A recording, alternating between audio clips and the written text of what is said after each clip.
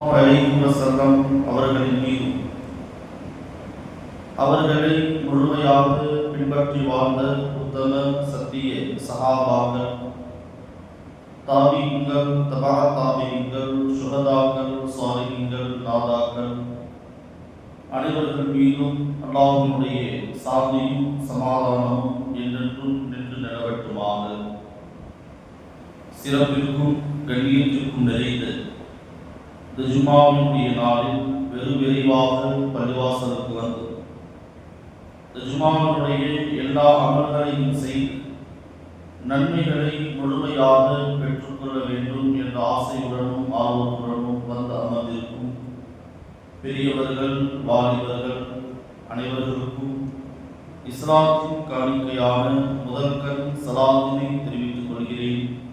அஸ்ஸலாமு அலைக்கும் வரஹ்மத்துல்லாஹி வபரகாத்துஹு. கண்ணியத்திற்குரிய அல்லாஹ்வின் நல்லடியார்களே, பொதுவாக ஒவ்வொரு குடும்பமும் சமுதாயமும் எந்த இடத்தில் பார்த்தாலும் ஏதாவது ஒரு நபருக்கு ஒரு அதிகாரம் இருக்கும். அந்த அதிகாரம் உள்ளவர் சொல்லுவார், நான் சொல்வதை தான் நீங்கள் கேட்க வேண்டும். அது குடும்பமாக இருந்தாலும் சரி, சமுதாயமாக இருந்தாலும் சரி, ஒரு நாடாக இருந்தாலும் சரி, யாரிடத்தில் அதிகாரம் இருக்கிறதோ அவர் சொல்லக்கூடிய வார்த்தை, நான் சொல்வதை தான் நீங்கள் கேட்க வேண்டும்.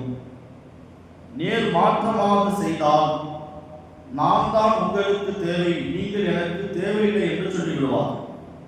ஒரு கணவன் குடும்பம், மனைவி என்ற அனைத்தையும் பார்க்கக்கூடியவர் செலவு செய்கிறார். அவர் என்ன நினைப்பார் தெரியுமா? நாம் சொல்வதை இந்த மனைவி மக்கள் எல்லாம் கேட்க வேண்டும் நினைப்பார். ஏன்? நாம் சிரமப்பட்டு இவர்களுக்கு எல்லாம் செய்கின்றோம். ஒரு சமுதாயத்தினுடைய தலைவர் நினைப்பார், நாம் இந்த மக்களுக்கு எத்தனையோ காரியங்களை செய்கின்றோம், ஆனால் இந்த மனிதர்கள் நன்றி கெட்டத்தனமாக நடந்து கொள்கின்றார்களே, நாம் சொல்வதை கேட்கவில்லையே என்ற ஒரு கட்டத்தை, கோபத்தினுடைய உச்சத்தை அடைந்தால் சொல்லக்கூடிய வார்த்தை என்ன? நான் தான் உங்களுக்கு தேவை, நீங்கள் எனக்கு தேவையில்லை. ஏன்? நம்மிடத்தில் தான் ஆட்சி அதிகாரம் எல்லாம் இருக்கிறது. அதே போன்றுதான் அல்லாஹ் சொல்றான், வல்லாஹு கனியும் அன்துமுல் ஃபுகரா. அல்லாஹ் தேவையற்றவன், அல்லாஹ் செல்வந்தன், அல்லாஹ்வுக்கு எதுவும் தேவையில்லை. வஅன்துமுல் ஃபுகரா.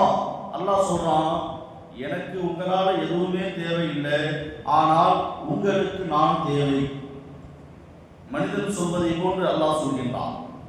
ஒரு சிறிய அதிகாரம் கொடுத்து இந்த மனிதன் தன்னுடைய அதிகாரத்தை பின்பற்றவில்லை என்பதற்காக, நீங்கள் எனக்கு தேவையில்லை, நான் தான் உங்களுக்கு தேவை என்று சொல்லக்கூடிய மனிதர்களுக்கு மத்தியிலே எல்லா ஆட்சி அதிகாரங்களையும் செய்யக்கூடியவன், பல கோடி படைப்புகளை படைத்து அதற்கு பரிபாலனம் செய்யக்கூடியவன் அல்லாஹ் சொல்றான், வல்லாஹு கனியும் அன்துமுல் ஃபுகரா. நீங்கள் தான் எனக்கு, நான் தான் உங்களுக்கு தேவை, நீங்கள் தேவை உடையவர்கள், ஆனால் எனக்கு எந்த தேவையும் கிடையாது என்று அல்லாஹ் சொல்கின்றான். இன்னைக்கு எத்தனையோ ஜும்மாக்களிலே பயான் செய்யப்படுகிறது. இருந்தாலும் கூட நான் என்னுடைய வாழ்க்கையில் இப்படித்தான் இருப்பேன். நாமளே ஒரு முடிவு செஞ்சிருக்கோம், என் வாழ்க்கையிலே நான் இப்படித்தான் இருப்பேன். எந்த இபாதத்தும் இருக்காது, எந்த வணக்க வழிபாடுகளும் இருக்காது, நான் இப்படித்தான் இருப்பேன். இங்க என்ன பயான் செஞ்சாலும் சரி, என்ன தொழிலுக்கு அழைத்தாலும் சரி, நான் மாற மாட்டேன். அப்ப இவங்க நினைச்சுக்கிட்டு இருக்கிறாங்க, நாம தொழுகிறது அல்லாஹ்வுக்கு தேவை நினைச்சுக்கிட்டு இருக்கிறாங்க. நாம குர்ஆன் ஓதுறது அல்லாஹ்வுக்காக வேண்டி ஓதுறோம் நினைச்சுக்கிட்டு இருக்கிறாங்க. அப்ப நாம் செய்யக்கூடிய இந்த அமல்கள் எல்லாமே நாம் அல்லாஹ்வுக்காக செய்கிறோம். அல்லாஹ் இதை விட்டும் தேவையற்றவன். நீங்க தொழுதாதான் அல்லாஹ்வுக்கு உதவி என்பது கிடையாது. அல்லாஹ் ஏற்கனவே செல்வந்தன். யாரு ஃபகீர்? இந்த மனிதர்கள் தான் ஃபகீர். அதனால நாம தொழுகிறது நமக்காக வேண்டாம். நாம் குர்ஆன் ஓதுறது நமக்காக வேண்டி, நாம் அமல் செய்வது நமக்காக வேண்டி, அல்லாஹ்வுடைய அச்சத்தினால் அவனுக்கு பயந்து செய்கின்றோமே தவிர அவனுக்கு பிரயோஜனத்தை தருவதற்காக நாம் அமல் செய்யவில்லை. கண்ணியமானவர்களே, இந்த நிலையை முதலில் நாம் புரிந்து கொள்ள வேண்டும். அது புரிந்தால்தான் இந்த இஸ்லாத்தின் மீது ஒரு தேட்டமும் நாட்டமும் வரும். இல்லைன்னு சொன்னால் இந்த இஸ்லாத்தை விட்டு நாம் கொஞ்சம் கொஞ்சமாக தூரமாகி விடுவோம். எது அசல் என்று தெரியவில்லை, பள்ளிவாச வாசலிலேயே நிற்கிறோம், பாங்கு சொன்னால் புறவது கிடையாது. பாங்கு சொன்னா என்ன செய்யறோம்? ஏதோ ஒரு திசையை நோக்கி செல்லுகின்றோம். யாருங்க பாங்கு சொன்ன உடனே வேகமா பள்ளிவாசலை விட்டு ஆப்போசிட்ல ஓடுவா? யார் ஓடுவா? ஷைத்தான் தான் ஓடுவோம். பாங்கு சொல்லப்பட்டுருச்சு, இந்த மக்கள் எல்லாம் தொழுது போயிடுவாங்களே, போனா நம்முடைய நிலைமை என்ன? ஆப்போசிட்ல ஓடுறது ஷைத்தான் மட்டும்தான். ஆனா அந்த நிலை நமக்கு இயல்பாகவே வந்துவிட்டது. பள்ளிவாச பக்கத்திலே இருக்கிறோம், பக்கத்திலே நிற்கிறோம், உட்கார்ந்து இருக்கோம், அல்லது ஒரு தேவைக்கு வரும், தேவை நடக்குது, அந்த நேரத்திலும் கூட அந்த பக்தியினுடைய தொழுகை மிக பலகீனமாக்கப்படுகின்றது. அந்த ஃபர்லான கடமை நிறைவேற்றவில்லை. இவங்களை பார்த்து தான் அல்லாஹ் சொல்றான், வல்லாஹு கனியுன், நீ நினைச்சுக்கிட்டு இருக்கிறியா நீ தொழுதால் எனக்கு ஏதோ பிரயோஜனம் என்று, நீ குர்ஆன் ஓதினால் எனக்கு பிரயோஜனம் என்று நினைக்கின்றாயா? இல்லை இல்லை, உனக்கு தான் பிரயோஜனம். ஏன் பிரயோஜனம்? இன்னைக்கு மக்கள் எல்லாம் சொந்தங்கள் எல்லாம் இருக்குது, அந்த சொந்தங்கள் எல்லாம் கைவிடக்கூடிய ஒரு வறுமை வரும், ஒரு கபர் வரும். அந்த நேரத்தில் இந்த மனிதர்கள் எல்லாம் உனக்கு உதவி செய்யவே முடியாது. அப்ப நான் தான் உனக்கு தேவைப்படும். அல்லாஹ் சொல்றான். கண்ணியமானவர்களே, குர்ஆனிலே ஒரு அற்புதமான ஒரு சூரா, வஸ்ஸமாஇ வத்தாரிக் வமா அத்ராக மத்தாரிகுன் நஜ்மு ஸாகிப். முஹம்மது ரசூலுல்லாஹி ஸல்லல்லாஹு அலைஹி வஸல்லம் அவங்க என்ன செய்றாங்க? தாயிஃப்க்கு போறாங்க. எத்தனாவது வயசுல? 51வது வயசுல. கிட்டத்தட்ட மக்காலிருந்து தாயிஃப் ஒரு 80 கிலோமீட்டர் இருக்கும். நடந்தே போறாங்க. நம்மளாம் தாயிஃப்க்கு போயிருப்போம். நடந்து எதுக்கு போறாங்கன்னு சொன்னா, இந்த சூறாவை ஓதி காண்பிப்பதற்காக. ஏன்னு நடந்து போறாங்க. போய் அந்த சமுதாய மக்களிடத்தில் சொல்றாங்க, வஸ்ஸமாஇ வத்தாரிக், நீங்கள் வானத்தை பார்க்க வேண்டாமா? வமா அதுராக மத்தாரிக், அப்படி என்ன வானத்தில் இருக்கிறது? அல்லாஹ் சொல்றான், ஒரு நட்சத்திரம், அந்நஜ்மு வஸ்ஸாகிப், ஒரு ஒளிமயமான ஒரு நட்சத்திரத்தை வானிலை நாம் ஆக்கி வைத்திருக்கிறோமே, அதை நீங்கள் சிந்திக்க வேண்டாமா, பார்க்க வேண்டாமா? இன்னைக்கு ஒரு காலம் இருந்துச்சு, சில வித்தியாசமான நட்சத்திரங்களை நம்ம பார்த்துருக்கோம், வால் நட்சத்திரங்கள், நட்சத்திரம் ஓடுற மாதிரி. இப்பெல்லாம் செல்போன் வந்ததுனால அதெல்லாம் கண்ணுக்கு தெரியல. ஒரு காலம் இருந்தது. அல்லாஹ்வே சொல்றான், ஒரு வித்தியாசமான நட்சத்திரத்தை நாம் படைத்து வானிலை வைத்திருக்கிறோம், நீங்கள் பார்க்க வேண்டாமா? வஇன்குல்லு நஃப்ஸின் லம்மா அலைஹா ஹாஃபிஸ். அல்லாஹ் சொல்றான், நபி அவங்க தாயிஃப்ல உள்ள அந்த இறை மறுப்பாளர்களுக்கு சொல்றாங்க, வஇன்குல்லு நஃப்ஸின் லம்மா அலைஹா ஹாஃபிஸ், எல்லோருடைய உயிரையும் அல்லாஹ் பாதுகாக்கின்றான். எல்லோருடைய உயிர்னா என்ன அர்த்தம்? மனிதனுடைய உயிர் மட்டுமல்ல, விலங்குகள், பறவைகள், ஊறக்கூடியவை, நடக்கக்கூடியவை, கடலில் வாழக்கூடியவை, எல்லாவையும் குல்லு நஃப்ஸின் லம்மா, அனைத்து நஃப்ஸுகளும், அனைத்து ஆத்மாக்களையும் ஹாஃபிஸ், அல்லாஹ் பாதுகாக்கின்றான். கண்ணியமானவர்களே, நம்ம செய்திகள்லாம் கேள்விப்படுறோமா இல்லையா? ரொம்ப வருத்தமான செய்திகள். இரவு நல்லா பேசிக்கிட்டு இருந்தாங்க, மூத்தாயிட்டாங்க. திருமணத்தில் உட்கார்ந்து பேசிக்கிட்டு இருந்தாங்க, மூத்தாயிட்டாங்க. பள்ளிவாசலிலே தொழுகை வைத்தார், இமாம் மூத்தாயிட்டார், தொழுகும்போதே மூத்தாயிட்டார். அப்ப என்ன அர்த்தம்? நீங்க டாக்டர் சொல்ற மாதிரி உங்க உயிரை நீங்க காப்பாத்திக்கிங்க, பாதுகாத்துங்க டாக்டர் சொல்லுவார். வாக்கிங்லாம் போங்க, நல்லா சாப்பிடுங்க, உங்க உயிரை நீங்க பாதுகாத்துக்குங்க. நம்ம உயிரை நம்ம பாதுகாக்க முடியுமா? நம்ம உயிரை நம்மளால பாதுகாக்க முடியுமா? அது அல்லாஹ் யாருக்கு வச்சிருக்கான்? தன் கைவசம் வைத்திருக்கிறான். இந்த சூறாவிலே அல்லாஹ் சொல்கிறான், வஇன்குல்லு நஃப்ஸின் லம்மா அலைஹா ஹாஃபிஸ். அனைத்து ஆத்மாக்களையும் நபி அவங்கள்ட்ட சொல்லுங்க, நான் பாதுகாத்து வைத்திருக்கிறேன். கண்ணியமானவர்களே, இந்த சூறாவை நபி ஸல்லல்லாஹு அலைஹி வஸல்லம் அவர்கள் அந்த மனிதர்களுக்கு ஓதி காண்பிக்கின்றார்கள். ஓதி காண்பித்து சொல்றாங்க, வகுலிக மிம்மா மின் தாஃபிக், மனித சமுதாயமே நீங்கள் எல்லாம் தங்கத்தினால் படைக்கப்பட்டவர்களா அல்லது வைரங்களால் படைக்கப்பட்டீர்களா? இல்லை இல்லை, தாஃபிக், ஒரு நீரிலிருந்து படைக்கப்பட்டீர்கள். யஹ்ருஜு மின் பைனி சுல்பி வத்தராய், எப்படிப்பட்ட நீர் என்று தெரியுமா? உங்களுடைய வாப்பாவினுடைய முதுகிலிருந்து அதை நாம் வர வைத்தோம். சுல்பு என்று சொன்னால் முதுகு என்று அர்த்தம். அல்லாஹ் குர்ஆன்ல சொல்றான், வயஹ்ருஜு மின் பைனி சுல்பி வத்தராய், உங்க வாப்பாவினுடைய முதுகிலிருந்து வரக்கூடிய ஒரு அற்பமான நீரை கொண்டுதான் உங்களை நாம் படைத்தோம். வஇன்னஹு லகாதிர், நாளை மறுமையில கபருக்குள்ளேயே உங்களை எழுப்பி நாம் உட்கார வைப்போம், அதற்கு சக்தி நமக்கு உண்டு என்று அல்லாஹ் சொல்கிறான். மறுஜென்மம், அப்புறமா நாம் வருவோம், கபரு வாழ்க்கைங்கிற ஒன்று கிடையாது. கண்ணியமானவர்களே, இது எந்த ஒன்றையும் ஏற்றுக்கொள்ளவும் முடியாது. அதே போன்று இன்றைக்கு புத்தகங்களிலே சொல்லப்பட்டுள்ள குரங்கிலிருந்து மனிதர் வந்தான், குரங்கிலிருந்து மனுஷன் வந்தான், நம்ப முடியுமா?